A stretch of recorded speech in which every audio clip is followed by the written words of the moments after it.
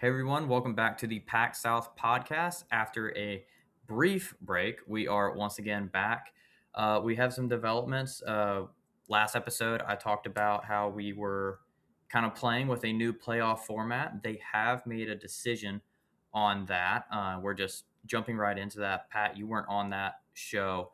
What are kind of your thoughts on the potential expansion going forward? And did they get it right for like these next 2 years? Yeah, I think at least for the short time, I think 12 is a good number to stay at. The two 12-team playoffs that we've had have been extremely entertaining. You had a really good run out of Ohio State last year to win the national championship after people kind of wrote them off following that performance against Michigan. You had Notre Dame kind of resurrecting their name in national circles a little bit by finally getting over that hump, winning a New Year's Six Bowl for the first time in decades and making the national championship. And then this year, you've got obviously pretty much the biggest story we've had in the playoff era with Indiana winning the national championship, but also Miami reasserting itself among, we'll say, like the top tier or the elites of college football. So I really do feel like 12 is kind of a good number to be at right now. I think if we go out to 16, um, you're probably not watering down the product too much. So it's not like an issue of competitiveness, like some people might argue or say at that point. But for me, I feel like expanding to 16 just creates bigger issues around the schedule, which is already a problem. Um, I mean, we've seen these first 2 years how much having that big gap between a conference championship game and then that second round of games or the first neutral site games can really have on the teams that get a bye. Um, and I don't know. I just feel like mid-January is super, super late to be having college football wrap up. At that point, you're kind of competing with the NFL because they've got playoffs ramping up. Obviously, down south, college football is king, but in other regions, the NFL vastly outweighs the college audience. So I feel like the NCAA and the committee sort of have to figure out how they want to handle these things, right? I mean, obviously, adjusting to transfer portal requirements was a huge bonus there. That it will help. However, I still feel like we have to iron out. All right, are we going to protect Army Navy? Because there's a lot of talk about not, we'll say, honoring that anymore, right? And sort of shifting Army Navy to either the beginning of the year or like a Labor Day game, something like that, instead of having it be the last week of the season so it can still be standalone. But there's not that gap between conference championship, first round, second round of the CFP. But also, I think kind of like player safety becomes an issue when we get into that conversation as well. Because if you're on a team that has an early bye, it can get a little bit dicey in terms of how many hits you're taking in such a condensed period of time, especially if your team goes on, a deep run and stuff like that. So I get it from the optics of like revenue sharing, from the optics of, we'll say, like increasing access. I'm sure that's an argument that the ACC would be putting forward. I'm sure that's an argument that some of our G5 conferences would be putting forward. But I think we're kind of at the sweet spot right now with 12. I know you and I have talked off the podcast, and I kind of feel like, I don't know, despite how great these games have been, like it almost feels like we're still risking the importance of certain regular season games by having it be so large of a field and having it be 12. And I feel like if you bring it out to 16, that really diminishes the impact of, a top 5 matchup or a top 10 matchup, because you can lose one or two of those games. But if you're in a high ranked conference like the Big Ten, like the SEC, let's say we see the Big 12 continue on this upward trajectory, something like that, you can lose two of those games and still be in, because you can say, well, I lost to the number 2, the number 7 team in the country. How can you leave me out over X or Y team who hasn't played anybody? Like you'll get into those hypothetical arguments where the SEC will always come out on top. But I think we're good at 12. And I'd be hesitant to expand further than that because even with college basketball and those calls to expand, I feel like 68, which is where we're at right now for college Mhm. basketball, is kind of perfect, right? We can't trim it back down and eliminate those play-in games at this point. They're usually pretty good entertainment as well. Um, but I think expanding too much also compromises the integrity of the product. Yeah. No, I agree with that. And I think by the time you factor in like the numbers, I believe it's like around 18 to 20% of college basketballs who can make the field.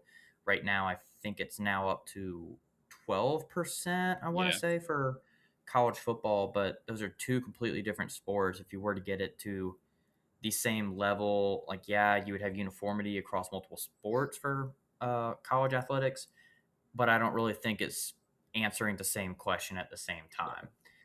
You mentioned kind of the schedule is an issue. I'm pretty sure, I don't remember if it's next year or the year after, the national title was announced to be on January 25th. Um, I feel like that is going to create more issues than what we already have with like these teams that get bye weeks. There's so much time in between games, they lose their game shape. Um, Injuries could become a part because then like you're not conditioning and training the same way. Your body kind of relaxes, and then you go. I mean, it's not just you're off on a bye week and then you're playing Furman. It's you're off on a bye week and then you're playing, a top five team. So like you got to be ready to go immediately. So Indiana, the only team to win off of a bye week. I would not be shocked to see like the similar win percentage persist. Maybe one team from a bye week wins, or maybe none win at all again, like the first year. Yeah. Um, would not be surprised there. There are two more things I want to discuss on college football before we go to basketball, both kind of dealing with NIL. The first one, we will go back to South Florida with Miami.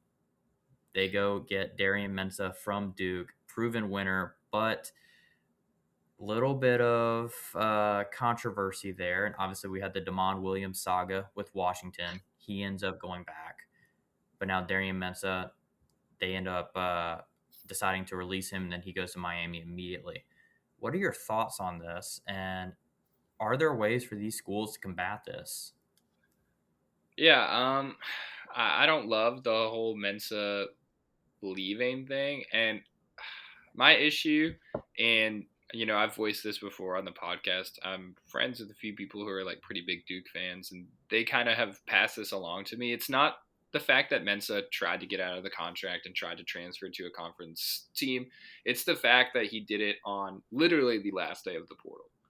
Mhm. So I think it's one of those situations where you want to make sure that you are upholding kind of like the agency of the players to be able to move and be able to earn for themselves and things like that.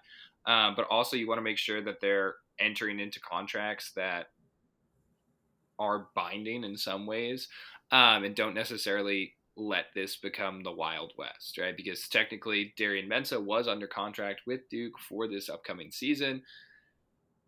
Ultimately, they reached a buyout, and that's kind of what finally settled it. But I don't know. What do you do if a school has ironclad contract in there that doesn't include a buyout, right? Like, who's on the hook for this money if the NCAA upholds their decision to transfer? Like, does the school get back?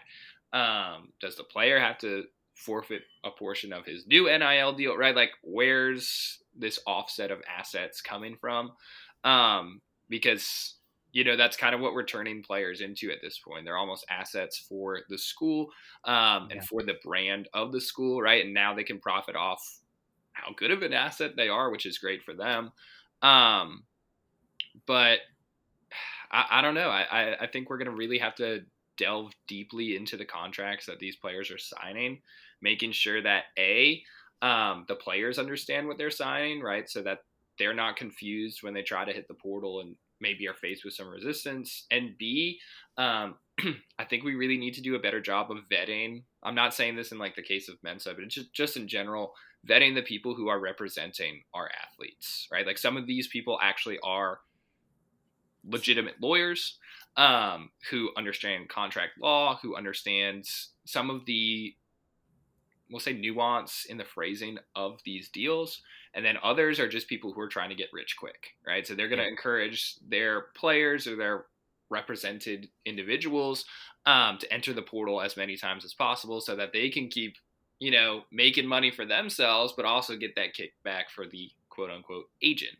So I feel like we need to do a better job regulating our agents and do a better job, I'll say, explaining to players, um, like what's in their contract, under what conditions can they leave, under what conditions can't they leave.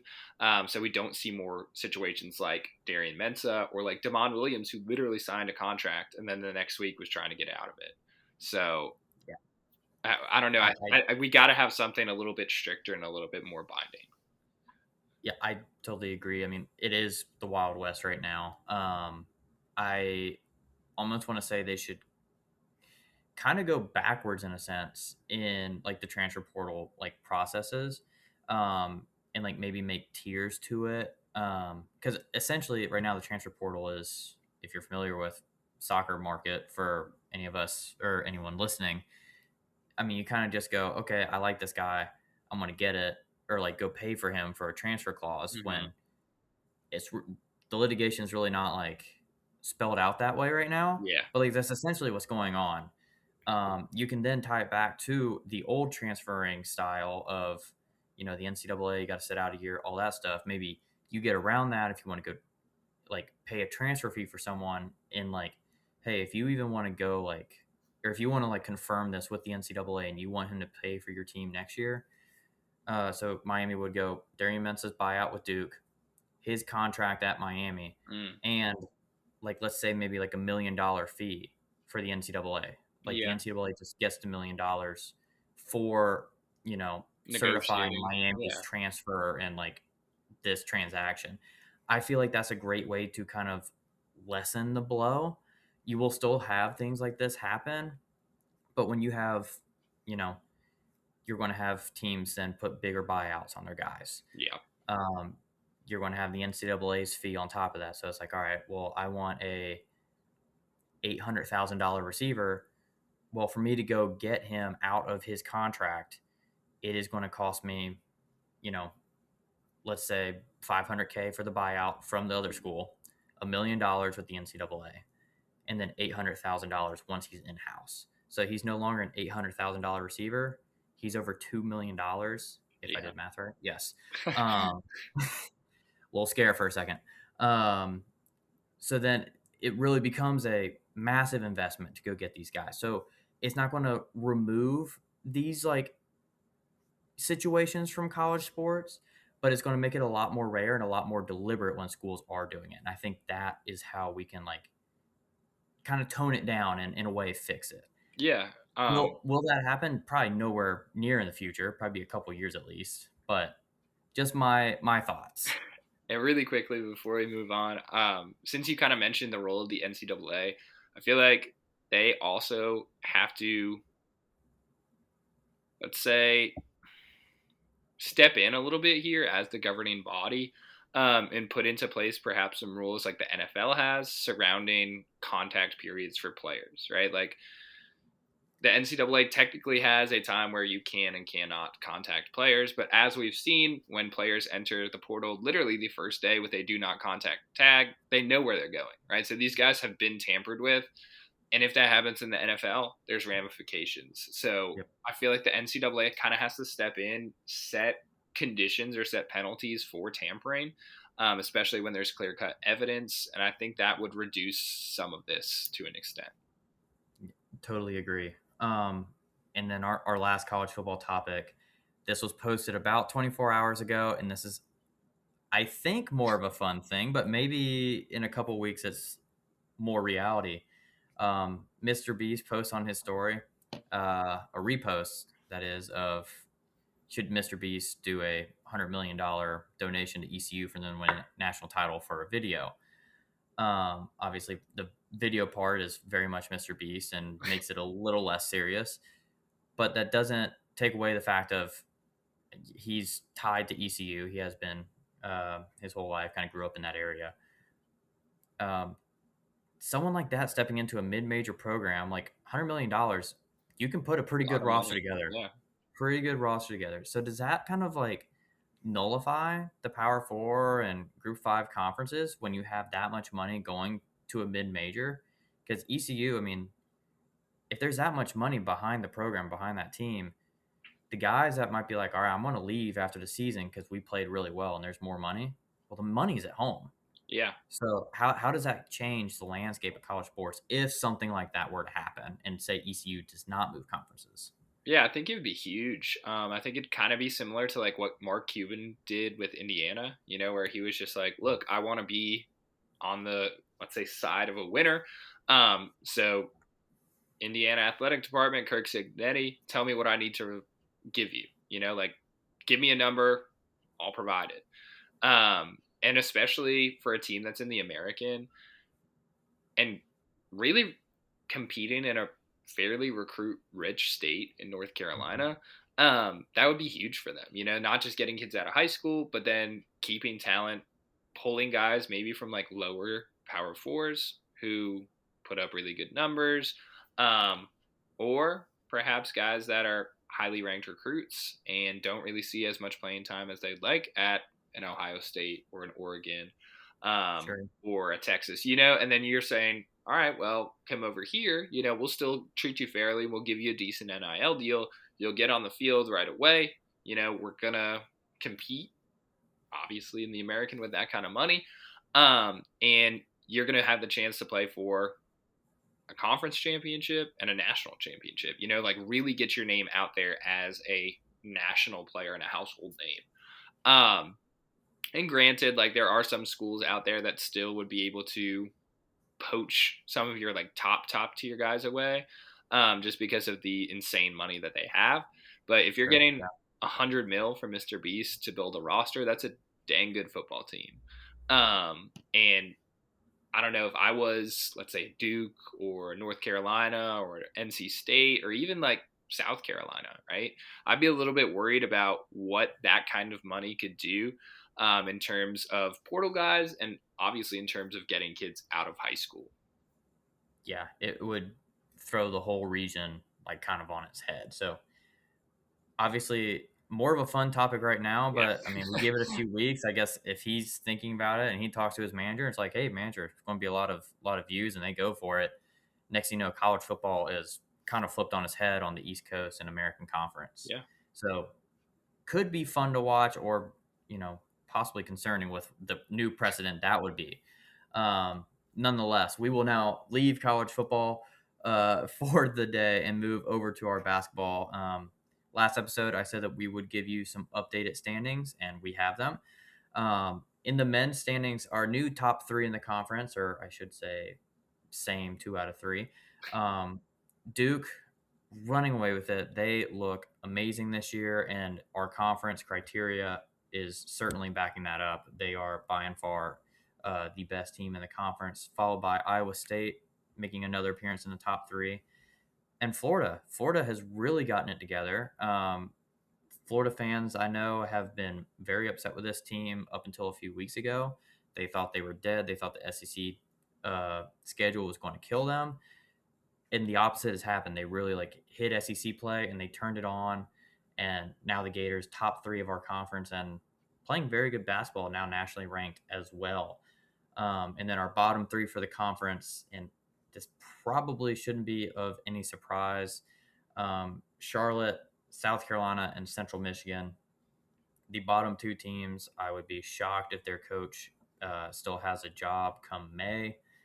Um, South Carolina, a team that has struggled in the SEC for a while now, outside of some glimpses of a tournament run, I believe 3 years ago under Lamont Paris.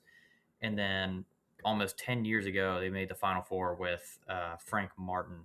So, I mean, there's been flashes in the pan there, but outside of those, not great teams. And then Charlotte, unfortunately, just cannot get anything going athletics wise. They are a very Jekyll and Hyde American Conference team, which is not something that you want to be, considering in our conference they are now in the bottom 3, and Central Michigan, Central Michigan. Um, is there anything here, I guess, or in the standings as a whole? I mean, you also outside of our top 3, you have UCF and St. Louis. a fringe top 25 team and Yeah. another top 25 team looming right behind this group. Are there any surprises right now, or would you say that the standings and the criteria point system is kind of lining up how you would expect for these teams? Yeah, I mean, I can't say I'm too shocked at kind of how it's shaked out or shaken out for our top five so far. Um, like you said, UCF St. Louis rounding it out. I would say UCF maybe is like a bit of a surprise, given that they don't have a ton of basketball pedigree as a school. They did have that run with Taco Fall that everybody remembers, the Mhm. Zion game that came down to the last second in Yep. Columbia, South Carolina, ironically. And I don't know, outside of that, they've had some decent teams that have been close to making a tournament appearance, but just haven't been able Mhm. to kind of get over that hump. Um, so it's good to see them playing good basketball, competing really well in the Big 12. Like they beat Kansas this year. They had a big win against Houston over the weekend. Um, so, Or Texas Tech. or sorry, Texas Tech. Yep, getting ahead of myself. Houston's tonight. Um, so it's good to see the program take these strides and kind of like reassert itself in this fairly wide open landscape of college basketball right now. Yeah, that's kind of my only surprise too, is just where UCF is being directly behind Florida in this case. They are ahead of obviously a well-known and very good St. Louis team. They're number 19 in the country. They have only one loss, and a very good New Mexico basketball team who has been good now for a few years running. Um, and this UCF team obviously being unranked currently. We'll see what they do tonight against Houston. But I mean, they have a couple top 25 wins, as you discussed. If they can beat Houston on the road tonight, you never know. Could be back in a top 25 situation and be looking at possibly a top four seed for the Knights, which would be incredible with, like you say, the uh, track record of this program over, Yeah. past 2 decades, let's say. We'll slide over to the women now. Our top three over there in the start should be no surprise. South Carolina and Duke are number one and two, and then Washington. Washington has had a very good season on the women's side of the ball. This should not shadow the men. The men have actually played pretty decent with what they had going into the season. Just Big Ten play on the men's side has been killing them.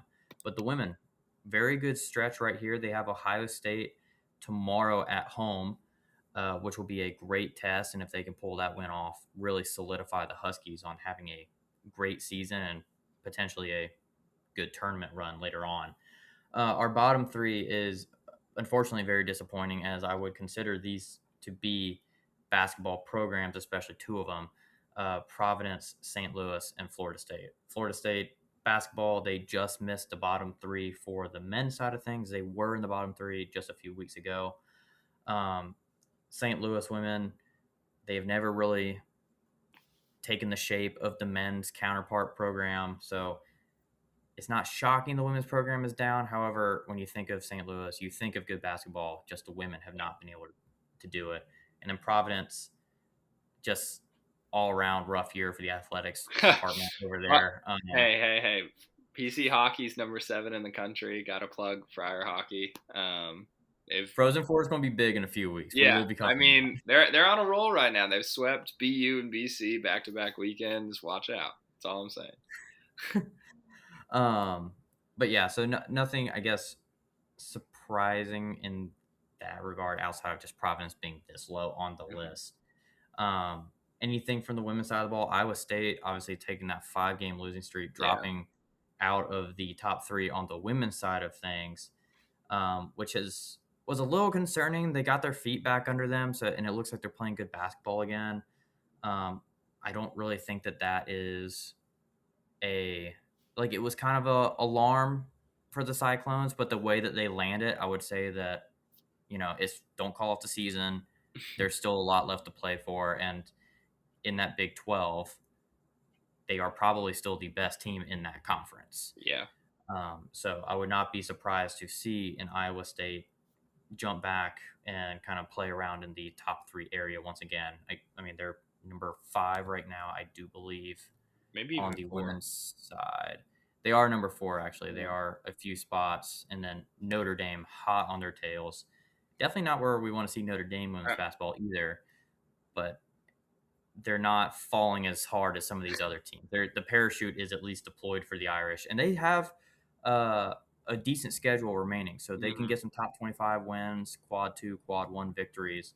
I believe they have number 6 Louisville tomorrow, which is Should an be a good immediate game. resume Yeah. boost. So that could be great for the Irish. Um, any other notes you want to say on our PAC-South standings for the women's side?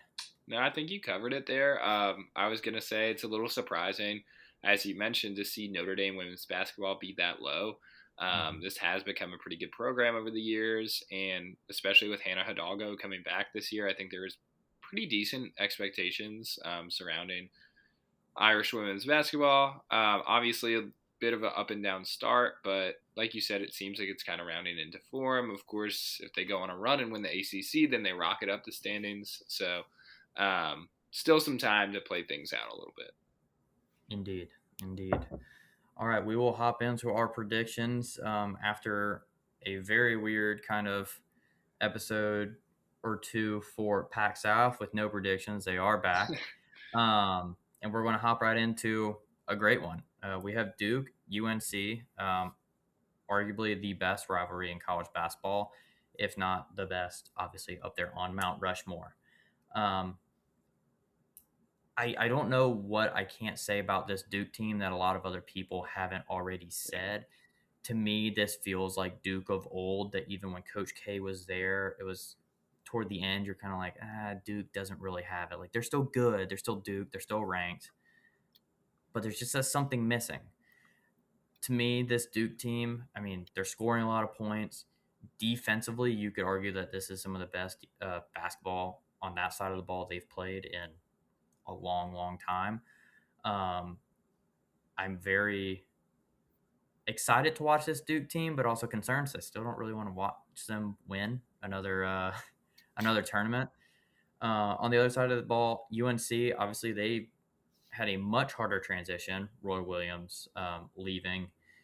Now they've kind of figured it out.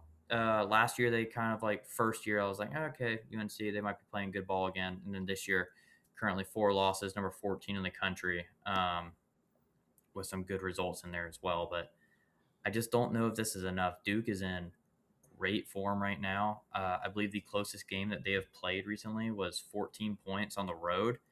Obviously, still win. Everything else is an average of, I think, 24-point margin, dating back to, I think, January 5th. So, I mean, they are just beating the brakes off of everyone. Obviously, this is the biggest matchup over that span, but I still like Duke to get it done on the road. And this will be an entertaining game. This will be a great game.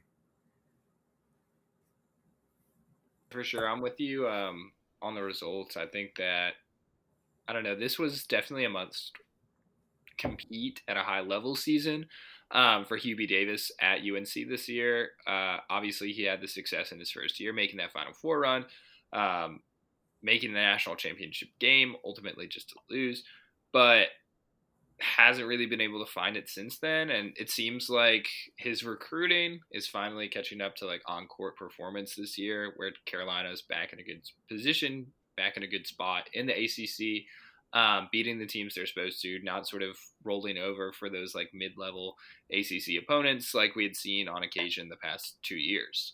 However, kind of like you said, this Duke team just feels like a different beast or a different animal. It is kind of crazy that Duke hasn't won a natty since I think that was 2015. Um, yeah, yeah, 2015 is the last time. And Yeah. you think of Duke basketball, they're always good. They're always there. They've Mhm. had deep runs. They made the Final Four, Coach K's last year. They made the Elite Eight the past few seasons. Um, but they just can't seem to get over the hump or get over the finish line and win the national championship. Uh, I don't know. Cameron Boozer's just something different, man. The way he plays basketball is so fun to watch. Obviously, some of his games not going to translate perfectly to the NBA, where other people might be as athletic or slightly more athletic than him. But for college basketball, he's such an exciting player, and I don't know. You just have to love the way him and Isaiah Evans have been playing together this year. With Slim deciding to come back, do his sophomore year at Duke, trust in Coach Shire, and it's really seemed to pay off for him. Um, so yeah, I got Duke beating the Tar Heels up at the Dean Dome. Love it.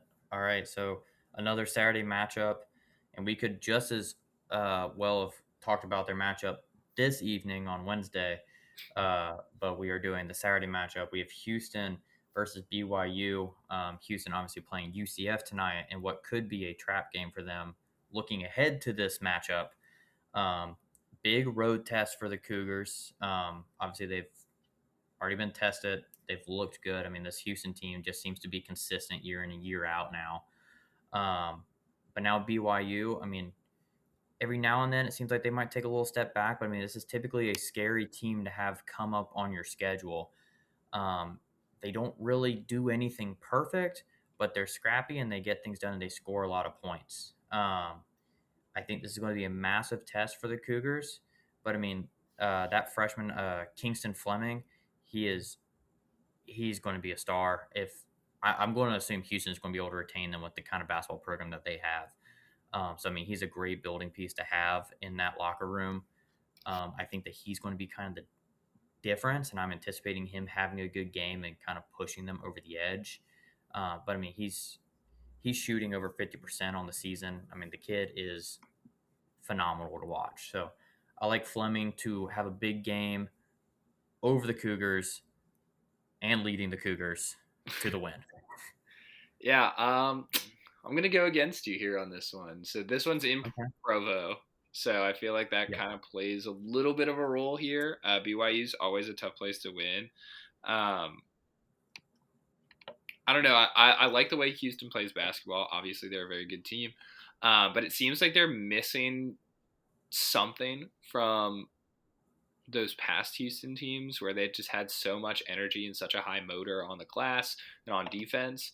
They're not rebounding at the same rate that they were last year. I don't think they have anybody in double figures this year for rebounding averages. And I know that BYU has struggled against, let's say, like strong defensive teams or like hyper athletic teams. But I think the second half against Kansas just kind of proved how good of a team this is when everything's clicking. You know what I mean? It's not just AJ Jabonsa.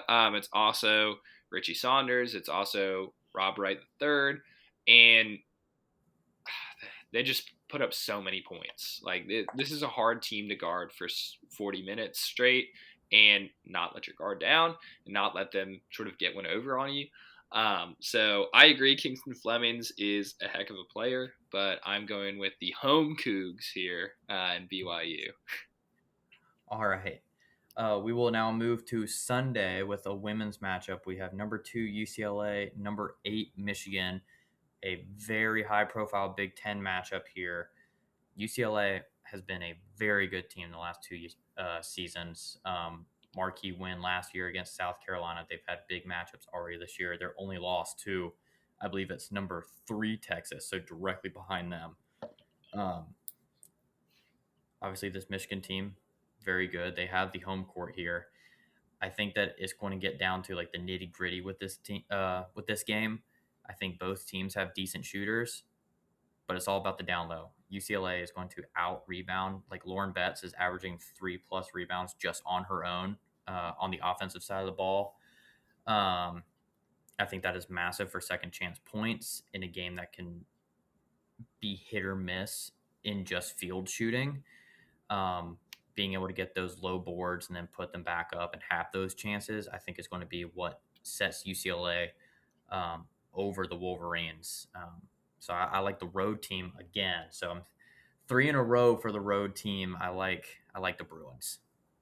Yeah, I'm gonna go with the Bruins as well here.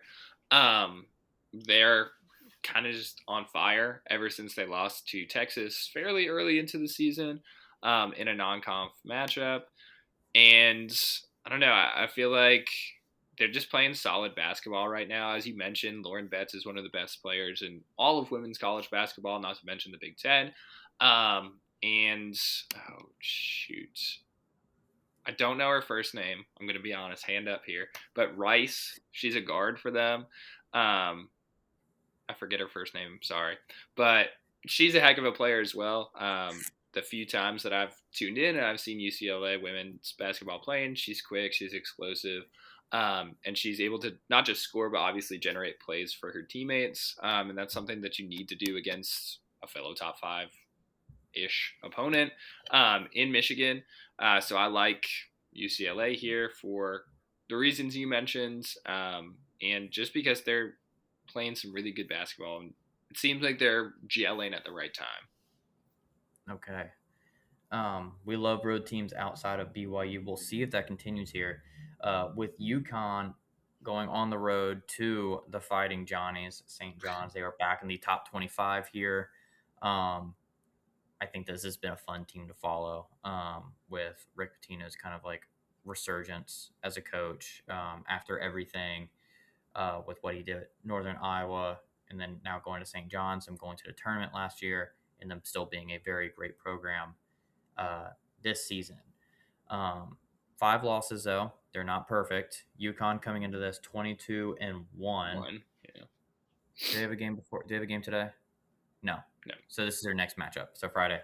But I do have to say, ever since last year, this is not the UConn that went back to back. Yes, they have one loss. I'm still not sold on this team. They are very good. I think that they have gotten by with what they need to do. They don't really have anyone that stands out, which is not necessarily a bad thing. In basketball, you're playing just team ball at this point for the Huskies. But I think that they're going to need a big game out of someone to get it done in New York.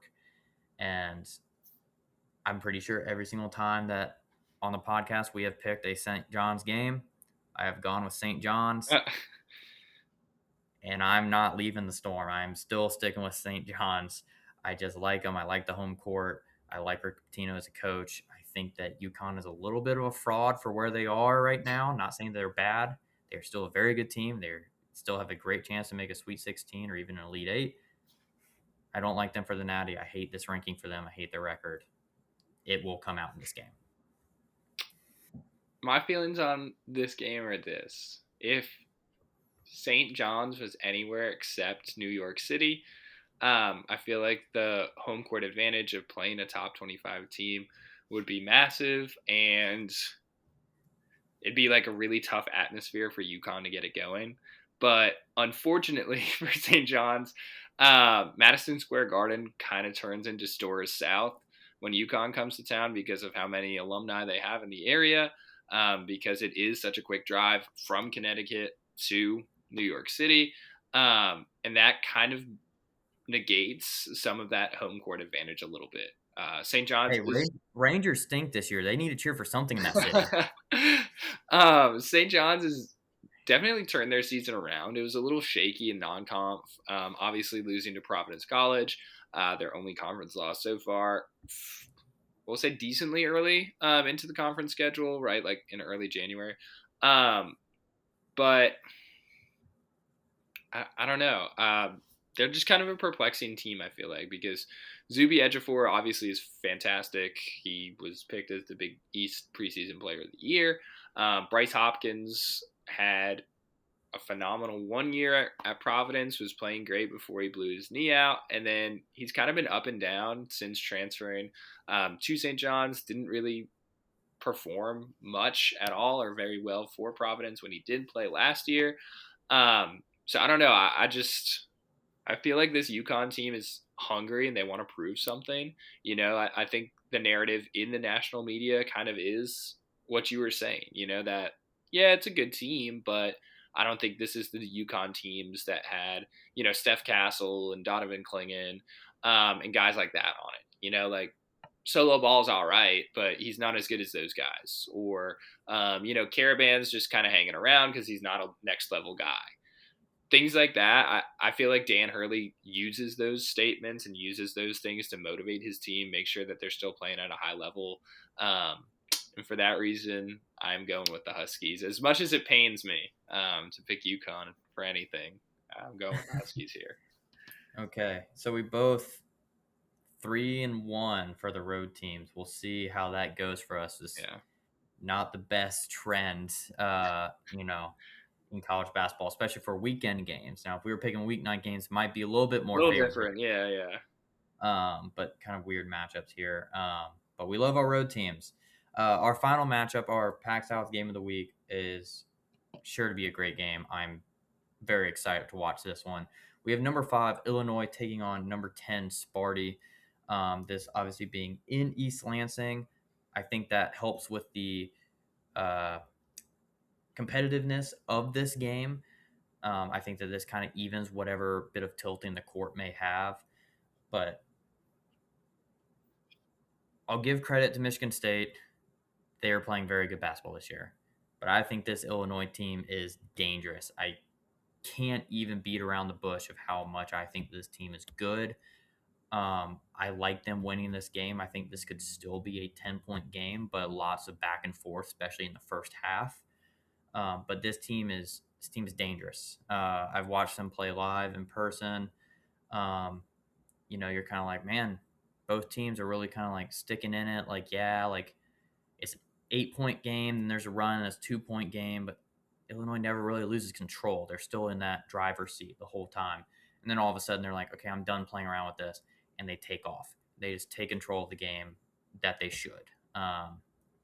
Even the games that they were playing like higher quality opponents, like 2 of their last 3 games, their home game, they played Washington. Washington, not the best in results, but they have played teams close. Um, like they played a very good Michigan team close for about, what was it, 36 minutes. Then all of a sudden they decided they're tired. Kind of same thing with Illinois. Illinois continues that same thing. So I mean, you're looking at 2 of the top teams in the Big Ten. Other 2 games on that, they had 2 road games. They play a 1-loss Nebraska team that they beat by 9, and they play a very good Purdue team on the road that they beat by 6. So I mean, they are in great form right now, and it's not just they're winning the games that they need to. Um, they're winning the games that are, hey, we are very good. Like this isn't like last year when they still were very good, but they probably would have dropped one of those matchups. Mm. Or maybe Washington, it's kind of ugly and it goes to overtime. This team is good. I love this team. Unfortunately, to be a Final Four team in my book, long-winded way of saying Illini are winning. Dang. Okay. Um, I'm I going don't know if I against got my you. point across. I do agree that Illinois is a very good basketball team. Keaton Wagler's kind of nuts for a freshman. Yeah. I think he's definitely going to be a top pick in the upcoming drafts. And obviously, like, Mirkovic is there, Andrei Stojakovic. Like, this is a really good team and a really surprisingly athletic team. Like, I don't think if you haven't watched a ton of Illinois basketball this year, you kind of just like look over their roster, um, and some of the names, like especially the fact that some of these guys are like upperclassmen and aren't like true freshmen, right? Like you wouldn't Mhm. expect them to play with such explosiveness. But they really are a super entertaining, super exciting team to watch. They've got great guard play. They've got great front court play. Um, I don't know. They're just overall a very good team. However, like you said, it's in East Lansing. It's at the Breslin Center, one of the toughest places to play. I'm sure that place is going to be rocking for this game. And Jeremy Fears is, in my opinion, one of like the most underrated players in all of college basketball. You don't really hear about him a ton. I know he's not averaging a ton of points. I think he's somewhere in like the 14-ish range probably. But he was. I don't know if he still is. He was leading all of college basketball in assists per game. I think he was at like 9.8 or 9.7 earlier this year. So he's a fantastic player. Jackson Kohler is a really underrated big who can stretch the floor a little bit where necessary. And I don't know. I'm just a big Tom Izzo believer. Never count his teams out. He's a fantastic coach. And for those reasons, I'm going with Sparty here. Okay, a nice split to end off our picks and our game of the week. Um, this should be a very fun weekend of basketball. Not a billion great matchups across the board, but the matchups that are very good Very this good. Yeah. weekend. So we will be able to sit down for 3-4 hours on Saturday and Sunday and get good basketball. So very much looking forward to that. Last episode, I did say we will talk about baseball. That will actually be next week, as the following Friday is going to be opening day for a lot of teams and a lot of the early season tournaments. So we will go over that next Wednesday/Thursday.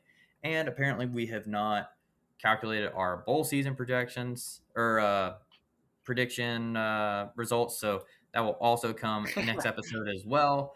A smooth month after the national championship. So we will see who actually is able to pick the games that matter at the end of the season.